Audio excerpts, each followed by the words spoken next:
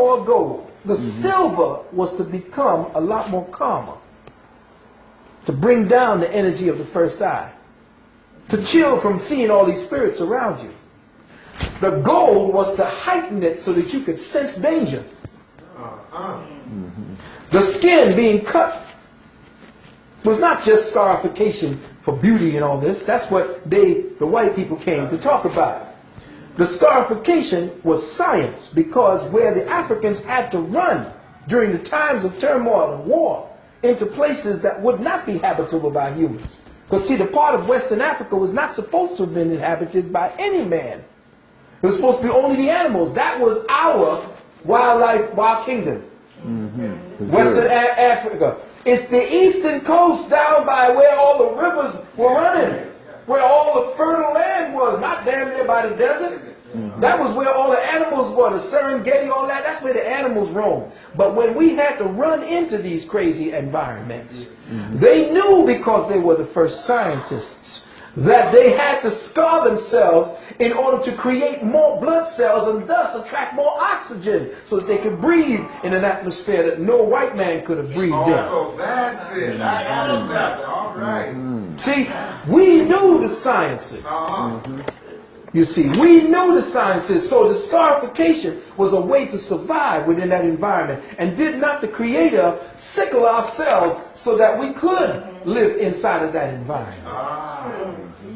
You see, so there's no accident to us as a people, no matter where we went on this planet, as peoples of color, no matter if we call ourselves Native Americans or Yamasee. All of us were of the melanated hue, and the original Native American looked like y'all. The one with the invasion of the Asian coming over the Northern Bridge, that's when he started looking like Cochise. Do you know that in Chicago, right now in Chicago, there's evidence of an underground civilization where a queen once ruled a tribe up there that was at war with a king in Kemet? And that right now, down in all of those little valleyways and estuaries down by what do you call it, Grand Canyon, they got coffins with pharaohs in there. And the native people there don't show it to everybody. They only bring the brothers and sisters down there to see these places. Your DNA is the map. Now, you notice as we went farther and farther west, or we went farther and farther north, we had only the 6 DNA series. But as we stay south, not only is it down there, but if you see down here by Australia, you can see it over in the Australian peoples. And the people in Papua New Guinea, on those places that what's the name of that place where they shot the Lord of the Rings? New Zealand. All along that area right there where white people are now inhabiting, their consciousness quotient have gone up. Oh, it has? Oh, yes. They have a higher consciousness ever since they interfaced with black peoples. They're away from the magnetic energy. Yeah, well, they're away from that entropic energy. You see. So now you're going to look below here. This is what they're saying. This is where the whole pool for them. Beware. This is all the murder. Now you know it was down there. Where was it in... It was not in Uganda, because in Uganda there's a madness going on there. Where was it that they had the Tutsi and the Hutu slaughter going on? In Rwanda. Yes. Well, that's when they began carting up African bodies and melting them down for the melanin. You saw when they were bulldozing hundreds of thousands of bodies? Where did all the bodies went? They went into a vat and they were cooked. And they were brought down to their molecular structure and studied. And all of that went into the melanin and all that material, the fat and all of that, went into the foods and all your medicinals and all of your makeup and all that shit. And people are, well, what happened to, well, nobody, is anybody made a memorial for the bodies of the people slaughtered in the Rwandan massacre? Where are all the bodies? They say they're in mass graves. Well, show me the mass graves. See, nobody's listening and nobody's paying attention. How many people already have died in Darfur? I mean, that's what I'm saying. They're saying already it was like millions of people. It's harvest time. It's harvest time because black people are essentially the pool consciousness for the human strain on this planet.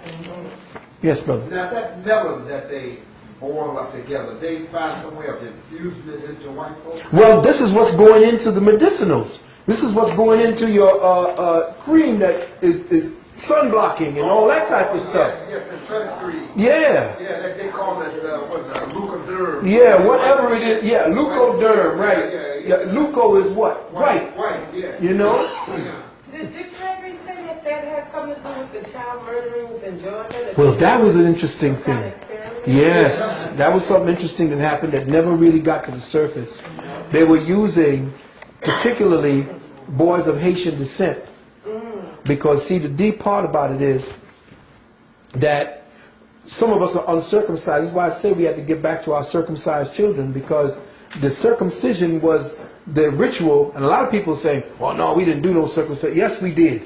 Ancient Kemites did circumcision because nobody studies what happened before that. See, what happened before that was a great trauma that changed the genetics of our people. Now, at that time, and I know he says, well, how do you know? Well, what you have to do is study the metaphysics of the operation of the body, and then you'll know what happened. The perfect female and the perfect male, for whatever that is and whatever that means, the human strain, the original perfect human was asexual. It didn't need to procreate because it was one entity without sex. It was a living vibration that had consciousness, didn't need features for senses to express itself because it impressed its experience. You see. So it was an entity that they said that if we were to see what our ancestors truly looked like, if one of them, human ancestors, were to step to us today, we'd all faint.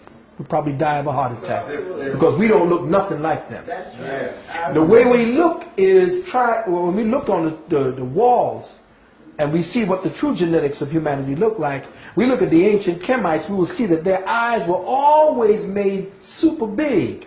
And we were wondering, well, why are they making their eyes super big? Was that some kind of, artistic expression? No, it wasn't. That's the way we were. The way they're depicting the aliens now with the grays and stuff. If you look at the gods, as they called them, the gods had eyes that had no whites damn near in them. Almost like they call them the doe-eyed gods. If you look at a deer, there's no white parts in a deer. The eye of the higher animals, there's all black.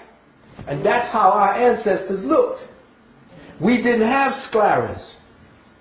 The shrinking of this part here that became the pupil is the effort of the brain to try not to sift in all the dangerous rays of the sun.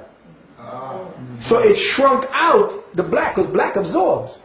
So it shrunk it in order to protect the brain from the high radiation light frequencies. So we don't look nothing like our ancestors from back in the days. So where was I when I was trying to make a point? I don't even remember. Oh, the male and the female. Going back to the Atlanta murders. The prepuce and part of the scrotum and part of the gonads were taken out. Because the prepuce has the darkest melanin. The head of if you look at the shaft of a melanated man, you'll see that it's blacker than his body. Because that's where the creator energy is, in that. And in the prepuce, which used to cover it, that's the blackest part of his body. Now that was removed. Why? Because the prepuce was the pathological imitation of the female vulva. And to become a man, it had to be removed. This is why when you studied, if you study the Gray's Anatomy, which I did study it, and a lot of people came down on me because they were saying, well, damn, why you want to cut this off? That's going to take inches away from the pleasure and all this bullshit. Why did our ancestors do it for 10,000 years, I asked them.